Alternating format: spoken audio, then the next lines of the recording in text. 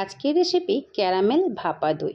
যাকে এরকম করে দই একবার খাওয়াবেন সে কিন্তু আপনার কাছে বারবার এই দইটা খেতে চাইবে, এতটাই টেস্টি হয়। নমস্কার বন্ধুরা, সন্ধ্যা রান্নাবাটির আরও একটা নতুন রেসিপিতে আপনাদের সবাইকে স্বাগত জানাই। রেসিপি দেখার পর ভালো লাগলে লাইক আর শেয়ার করতে ভুলবেন না। আর এই রকমই নতুন নতুন রেসিপির আপডেট পাওয়ার জন্য বেল আইকন সহ চ্যানেলটা সাবস্ক্রাইব করে আমার সঙ্গে থাকার অনুরোধ রইল। আর যদি রেসিপিগুলো ফেসবুক থেকে দেখেন, ফেসবুক পেজ ফলো করে নিয়ে আমার সঙ্গে থাকবেন। ভাপা দই বানাতে প্রথমেই যেটা করতে হবে, দইয়ের থেকে সম্পূর্ণ পরিমাণ জলটা ঝরিয়ে নিতে হবে। যতটা দই থেকে জল ঝরিয়ে নেওয়া যাবে ভাপা দই খেতে কিন্তু ততটাই টেস্টি হবে। তার জন্য একটা স্ট্যান্ডের ওপর একটা পরিষ্কার কাপড় রেখে তাতে 1 কিলো পরিমাণ দই দিয়ে দিলাম। 500 দইটা কেনা, আর 500 দই কিন্তু আমার ঘরেই তৈরি করা। তারপরে হাতের সাহায্যে একটু চেপে যতটা সম্ভব জল ফেলে দিয়ে তারপরে ওপর থেকে একটা ভারী কিছু দিয়ে 2 ঘন্টা মতন আমি এভাবে রেখে দেবো। তাতে কিন্তু জলটা সম্পূর্ণ ঝরে যাবে। ফিরে এলাম 2 ঘন্টা বাদে, আর দেখুন কতটা জল বেরিয়ে গেছে। দইটা কিন্তু পুরোপুরি জল ছেড়ে দিয়েছে। আর এবারে জল ঝরা এই দইটাকে একটা বাটির মধ্যে নিয়ে নিলাম। তারপরে এই দইয়ের মধ্যে দিয়ে দেব 250 গ্রাম পরিমাণ কনডেন্স মিল্ক। তারপরে একটা হ্যান্ড হুইস্কারের মাধ্যমে এভাবে খুব ভালো মতন করে মিশিয়ে নিতে হবে। আর এভাবে মেশানোর সময় যেন কোনোভাবে একটু গুটি দানাগুলো না থাকে, ততক্ষণ ধরে মেশাতে হবে। 5 থেকে 6 মিনিট যাবত এভাবে মিশিয়ে নিলেই হবে। একটা কড়াইতে আমি 50 গ্রাম মতন চিনি দিয়ে দিলাম। চিনিটাকে ক্যারামেল করে নিতে হবে। দেখুন চিনিটা কিন্তু ক্যারামেল হয়ে এসছে। এবারে চিনিটা পুরোপুরি গলে যাওয়া পর্যন্ত অপেক্ষা করব।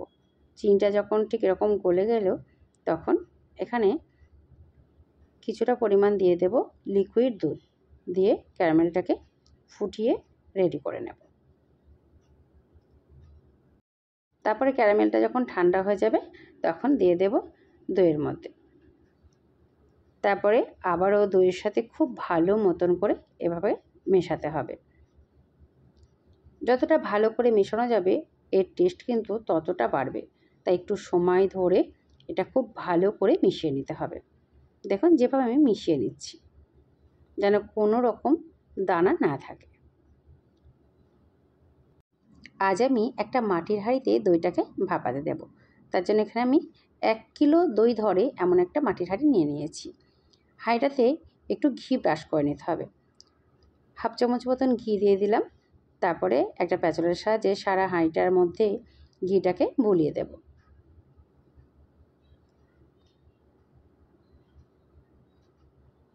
তারপর রেডি করে রাখা দইটা আমি হাঁড়ির মধ্যে দিয়ে দিলাম।